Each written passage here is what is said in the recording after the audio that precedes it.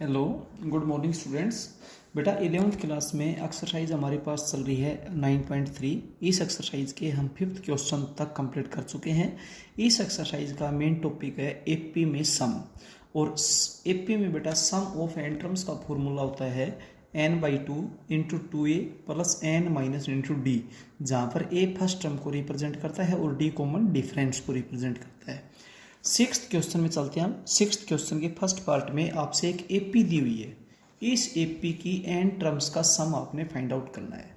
इस एपी में first term बेटा आपके पास है n-1/n, कॉमन डिफरेंस जिसको फाइंड आउट करने का फॉर्मूला होता है second term minus first term या third term minus second term, यानी कि कोई भी टर्म से जस्ट पीछे वाली टर्म को सब्ट्रैक्ट करेंगे तो कॉमन डिफरेंस होगा।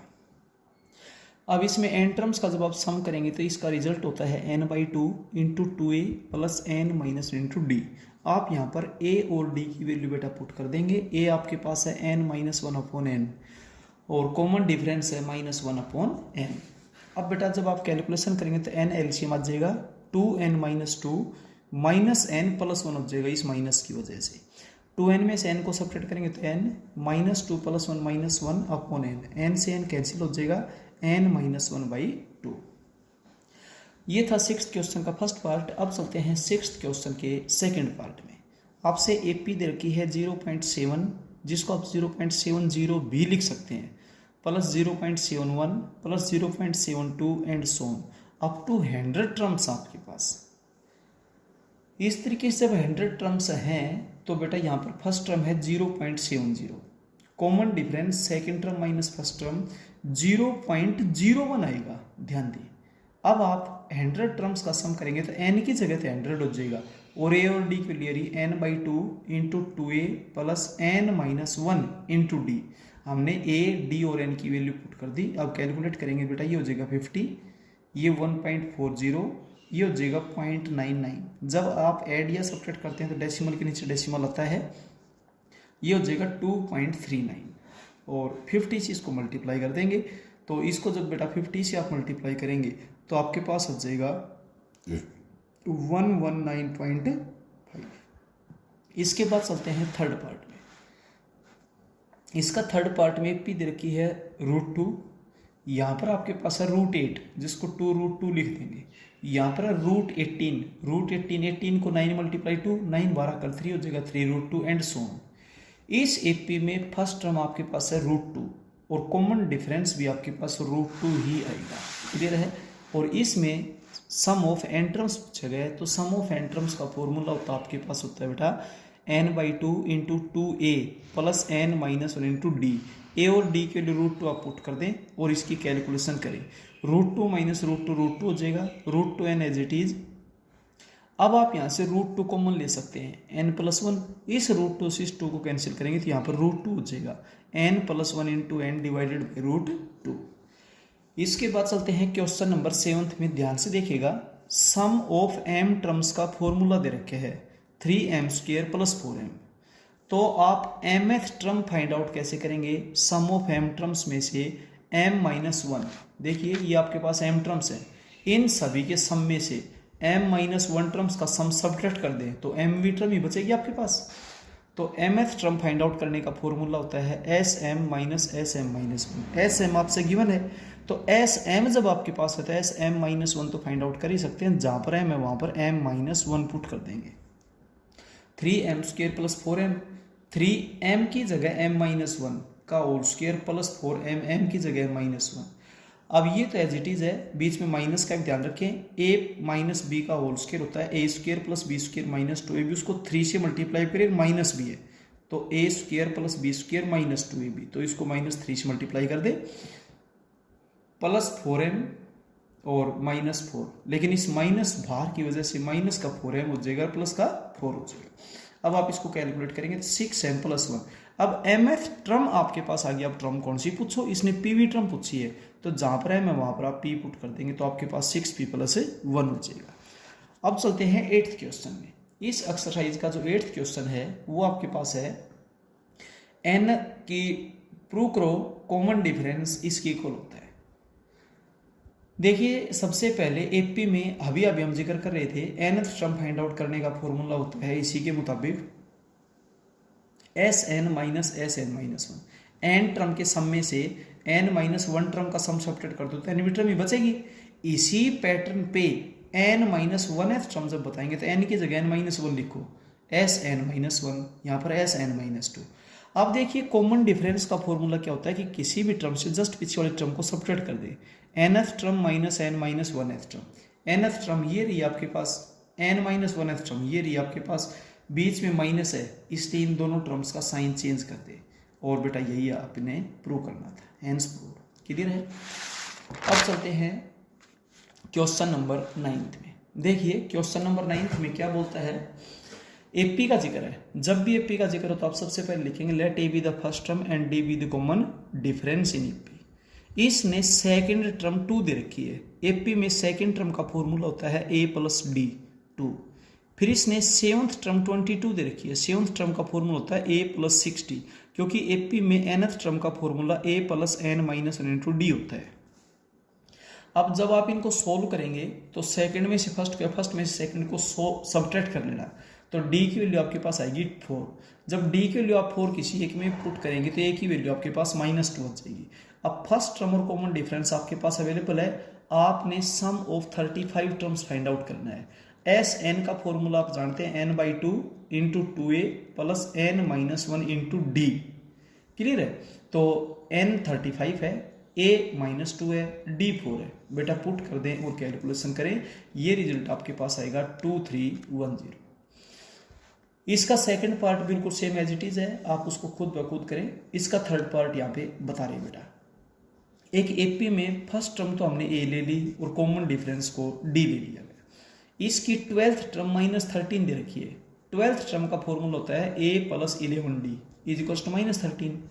इसकी 4 टर्म्स का सम 24 है, तो 4 टर्म्स का जो सम है उसका फॉर्मूला क्या होता है, n by 2 into 2a plus n minus 1 into D is equal 24। ये हो जाएगा 2 इधर मल्टीप्लाई में इधर डिवीजन में आ जाएगा, 2a प्लस 3d की वैल्यू 12 हो जाएगी। ये इक्वेशन फर्स्ट, ये इक्वेशन सेकेंड। फर्स्ट और सेकंड को जब आप सोल्व करते हैं तो फर्स्ट को 2 से मल्टीप्लाई कर दें, क्योंकि यहाँ 2a है तो यहाँ भी 2a बन जाएगा। और आप फर्स्ट में से सेकंड को या सेकंड में से फर्स्ट को सब्ट्रैक्ट करें, कैलकुलेशन में गलती ना होने दें। आपके पास d की वैल्यू आएगी, d की वैल्यू आप किसी भी एक इक्वेशन में पुट कर देना, a की वैल्यू आपके पास आ जाएगी। अब इसने सम ऑफ 10 टर्म्स पूछे है, तो सम ऑफ 10 टर्म्स का फॉर्मूला होता है n by 2 into 2a plus n minus into D. n की जगह 10, a की जगह 9 और d की जगह -2 पुट करते हैं। ये हुआ 5, ये 18, ये -18, 0 0 इंटू समथिंग क्या होता है 0। तो सम ऑफ 10 टर्म्स आपके पास क्या हो जाएगा, 0 हो जाएगा। अब चलते हैं इसके 10th क्वेश्चन में। देखिए 10th क्वेश्चन में let A be the first term and D be the common difference in AP. अब इसने फर्स्ट टर्म आपसे 100 दे रखी है, तो ए की वैल्यू 100 होगी। फिर कहा कि sum of 6 terms is 5 times the sum of next 6 terms. तो सम ऑफ फर्स्ट 6 टर्म्स तो 6 हो गया। बाद वाली 6 टर्म्स का सम कितना होगा कि शुरू की 6 टर्म और बाद की 6 टर्म, इन 12 टर्म्स को जोड़ दो और शुरू की 6 टर्म घटा दो, तो बाद वाली 6 टर्म्स का जोड़ बचा या नहीं बचा बेटा। तो इस तरीके से आपके पास हो जाएगा S12 माइनस S6। अब आप इस 5 को अंदर मल्टीप्लाई करेंगे। जब आप 5 को अंदर मल्टीप्लाई करेंगे तो आपके पास हो जाएगा S6 is equal to 5 times of S12 minus 5 times of S6। अब S6 इधर ये नेगेटिव है, उधर जाकर पॉजिटिव हो गया। 1 single S6 plus 5 times of S6, 6 times of S6 is equal to this 6 as it is.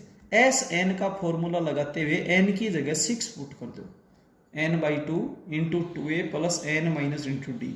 यहाँ पर Sn का फॉर्मूला लगाते हुए n की जगह 12 पुट कर दो, n by 2 into 2a plus n minus into D. इसकी कैलकुलेशन सही करें बेटा। अब जहाँ पर a है वहाँ पर 100 पुट कर दो, क्योंकि इसने फर्स्ट टर्म 100 दे रखी है। अब आप इसको कैलकुलेट करें तो इस तरीके से d की वैल्यू आपके पास -10 आएगी और यही आपसे पूछा गया, कॉमन डिफरेंस से पूछा है। अब चलते हैं इसके क्वेश्चन नंबर 11 में। ध्यान से देखिए, बोलता है sum of all natural numbers less than 1000। वो सभी नेचुरल नंबर्स का सम करो जो 1000 से लेस हो, which are neither divisible by 5 nor by 2, जो ना तो 2 से डिवाइड हो ना 5 से डिवाइड हो। तो आपके पास होगा 1 + 3 + 7, 5 नहीं आएगा, 5 तो 5 से डिवाइड होता है, 2 और 5 से डिवाइड नहीं होना चाहिए, 9 11 13 17 19 एंड सो ऑन, और लास्ट में आएगा 991 993 997 999। अब एट प्रेजेंट ये एपी नहीं है क्योंकि यहाँ पे 5 नहीं है, यहाँ 15 नहीं है एंड सो ऑन, यहाँ पे 995 नहीं है, एट प्रेजेंट एपी नहीं है। और जब तक एपी नहीं होती तब तक हम वहाँ पर एपी का कोई रूल भी अप्लाई नहीं कर सकते।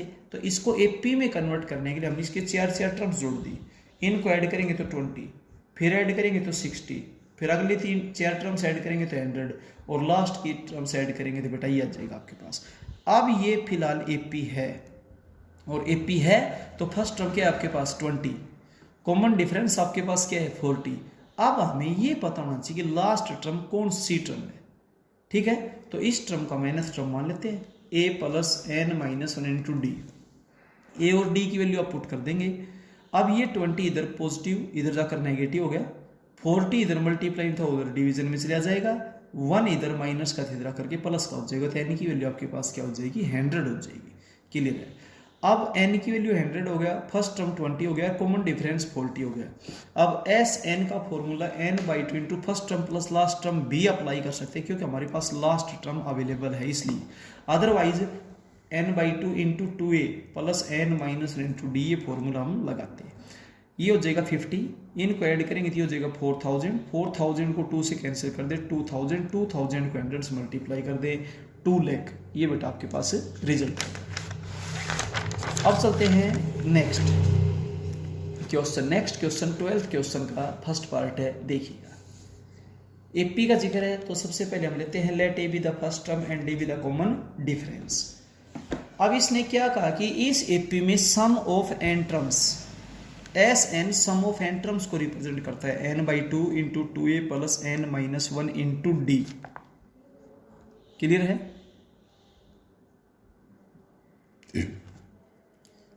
अब आपने जो प्रूव करना है उसकी लेफ्ट हैंड साइड है S30 सम ऑफ 30 टर्म्स, तो इसमें n की जगह 30 पुट कर दे और कैलकुलेट कर दे, ये हो जाएगा 15, 15 को अंदर मल्टीप्लाई कर देना बेटा। अब राइट हैंड साइड है 3 times of S20 - S10, S mean sum of 20 terms, ये sum of 10 terms, 3 as it is.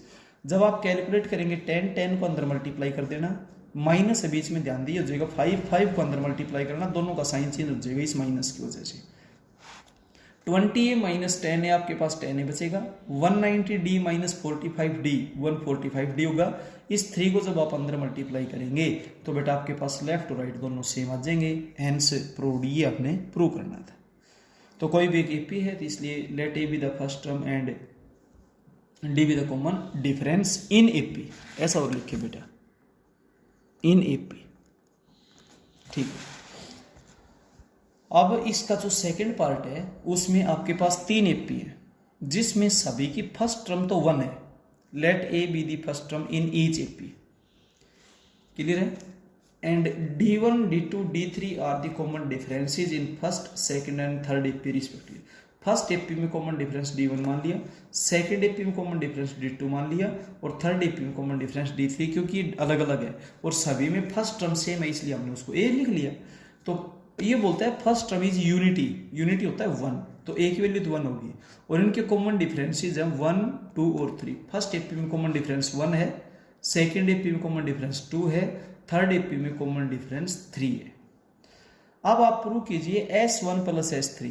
यहां पर S1 का मतलब है sum of n terms in first AP, sum of n terms in first AP. S3 का मतलब वहां की वैसे तो सम ऑफ 3 टर्म्स होता है, लेकिन यहां पर S3 का मतलब है sum of n terms in third AP, sum of n terms in third AP. First AP में n टर्म्स का सम होगा n/2 into 2a + n - 1 into d, d की वैल्यू 1 है। सेकेंड एपी में n टर्म्स का sum होगा n/2 into 2a + n - 1 into d, d3 है भाई थर्ड एपी में। n/2 as it is 2 + n - 1, n/2 as it is 2 + 3n - 3। ये आपके पास हुआ n + 1, ये आपके पास हुआ 3n - 1। दोनों जगह से n/2 कॉमन ले लिया, n + 1 + 3n - 1, 1 से 1 कैंसिल हो गया, 3n + n हो जाएगा 4n। इसको कैंसिल कर दें, 2 2 ज़ा 4 और n स्क्वायर 2n² आ गया बेटा आपके पास left hand side. Right hand time है डबल ऑफ S2, 2 यूं का यूं। S2 का मीनिंग इस क्वेश्चन में है sum of n terms in second AP. हालांकि वैसे तो S2 का मतलब सम ऑफ 2 टर्म्स होता है, बट यहाँ पे S2 का मतलब sum of n terms in second AP है। अब n टर्म्स का सम क्या होगा, n/2 into 2a plus n minus 1 into d. a की वैल्यू 1 है और d 2 है इसके अंदर।